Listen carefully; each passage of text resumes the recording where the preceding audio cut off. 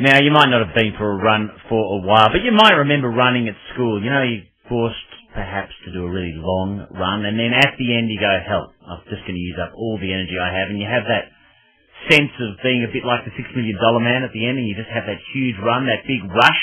That is something that elite athletes experience a lot of the time. It may be one of the reasons they are so good at what they do. Is it the same? Is there something that links that experience to the experience craved by substance abuse, craved by those addicted to alcohol and other drugs? Let's find out more from Cameron Brown, who's a psychologist who specialises in addiction. Cameron, thanks for joining us. No problem. Now, tell me, have I got that right, that it's perhaps a similar propensity to enjoy that rush that links the elite sport experience with the addiction experience? Yeah, what we're looking at is the reward circuitry in the brain. So, much like you said there in the introduction, that when we experience highs from exercise, they're much the same as the highs that people experience from drugs. Now, that's to say they're not much the same again, absolutely, but more so in the way that the brain perceives them. So is that, when you say the way the brain perceives them, is that we're experiencing the same rush of a particular chemical in the brain? Yeah, we experience a spike in dopamine when we do something which our brain sees as rewarding. So drug use triggers off those physiological effects in the brain, much as exercise does. And would there be some experience for an elite athlete or an addict where they actually release more of that chemical, or it has a greater impact on their mind? All those theories are possible. There could be more dopamine released. They could be more sensitive to dopamine. There's a lot of things there that could be different in the brain of someone who is sensitive to those spikes. Just do me a favour, Cameron. We can't quite hear all of your words cleanly. Just make sure you don't have your hand over the bottom of your mobile phone. What exactly have you been able to measure with your research?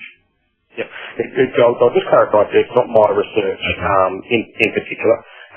But what we have seen is both anecdotally through clients that we see, as well as through the research. We are seeing a body of research that suggests that there is a link between some people who use sports to that reward system and later addiction.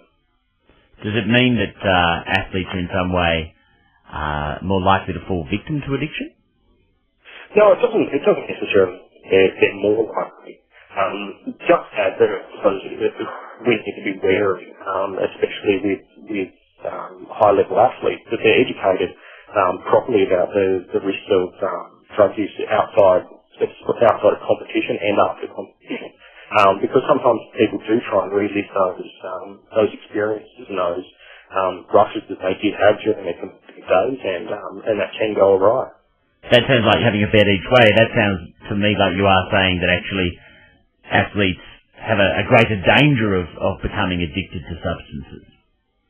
Well, I wouldn't say they have a greater danger, but what I would say is that they do have a greater fall from grace, I suppose, when their career ends. They do have a tendency that a lot of their social support network, a lot of things that they didn't have meaning in their lives, things like adoration of the fans, things like training regimes tend to disappear.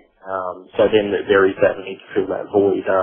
The vast majority of athletes do that very well and transition into, I suppose, normal or average life, whereas some we do see unable to do that.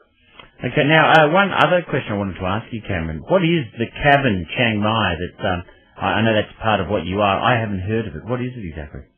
The cabin in Chiang Mai is a residential facility, a residential addiction treatment facility in North Thailand, working with people with addictions and coexisting mental health disorders. Okay, fantastic. Good to know we've got some good links with other parts of the world. Thanks for joining us, Cameron. I appreciate it. No problem. Thank you very much. Cameron Brown's a psychologist who specialises in addictions and does work with the cabin in Chiang Mai. It's coming up to 26 minutes past